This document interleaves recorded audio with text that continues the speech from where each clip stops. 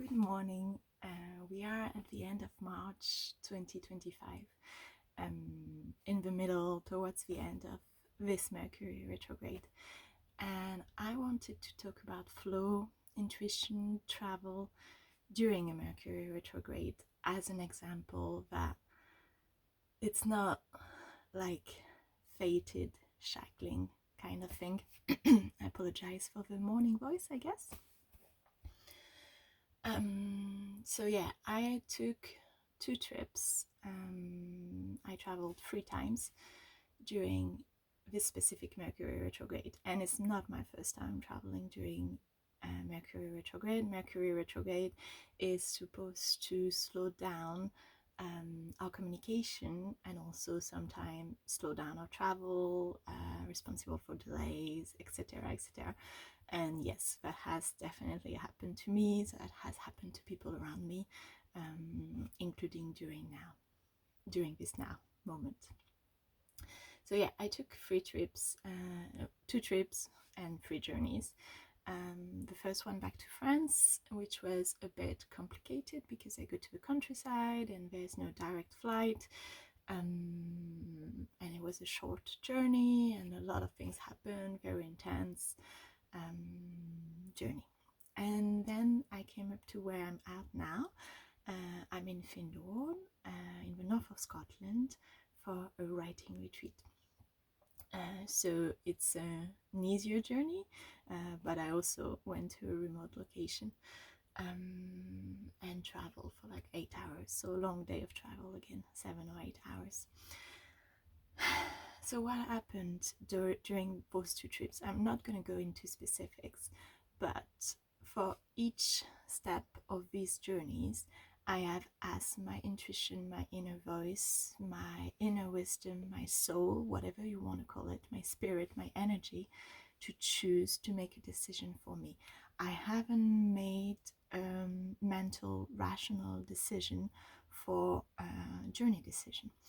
Knowing that Mercury rules the mental, I find it beautiful, but actually not using it put me in full flow. Whereas if I had chosen from a mental perspective, I might have had more issues. Choosing from a mental perspective could be because of fear, because of, oh, I need to plan more time just in case something happens, so protection, safety, these kind of things. Or I've been there before, I know this place, so I'm going to do this, whatever. So instead, every step of the journey, I asked my inner voice to choose for me, to tell me what to do. Each step of the journey means, well, going on the journey, which dates, like when, which modes of transport, and considering there were like no direct flight, it meant which airport to change at. It meant which public transport to use to get to these airports or to transfer or whatever. Which seat am I taking? When am I checking in?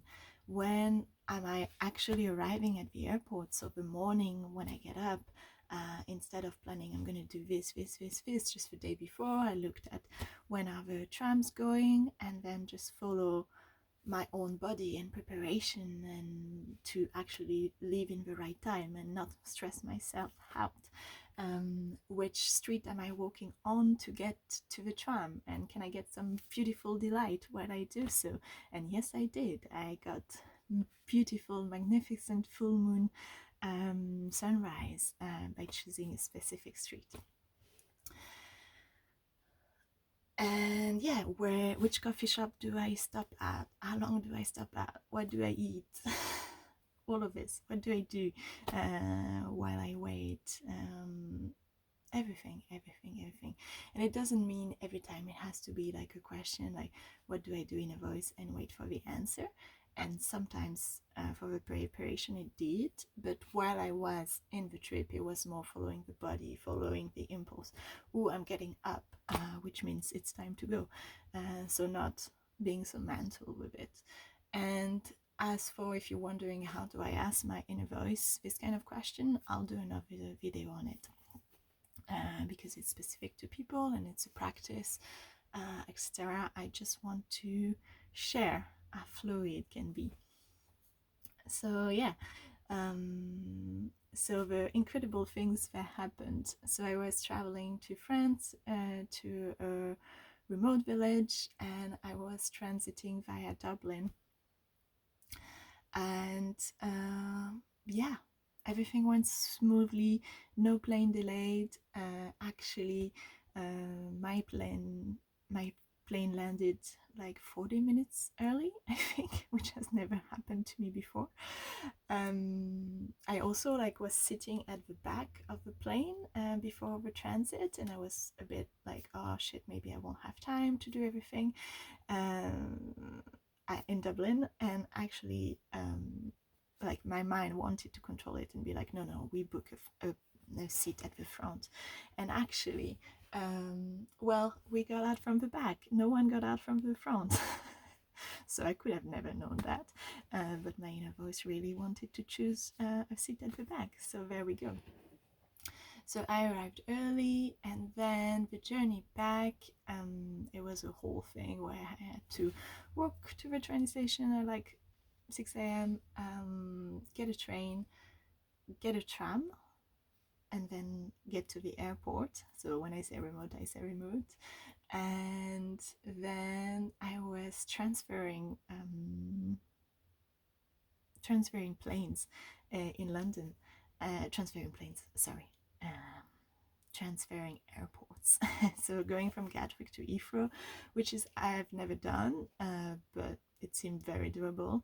And I didn't book my transfer bus until the day before, before flying, where I found out that actually there were the perfect timings, and I really didn't have to stress. And again, my plane landed early, so I actually had time to grab my suitcase, which arrived at the front, and to have lunch before grabbing the bus, which took like 50 minutes, and everything went smoothly. And then I had time to work and rest at Heathrow before getting the flight out.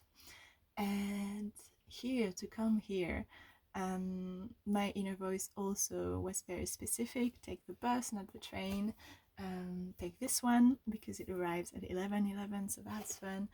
And you don't need to plan anything.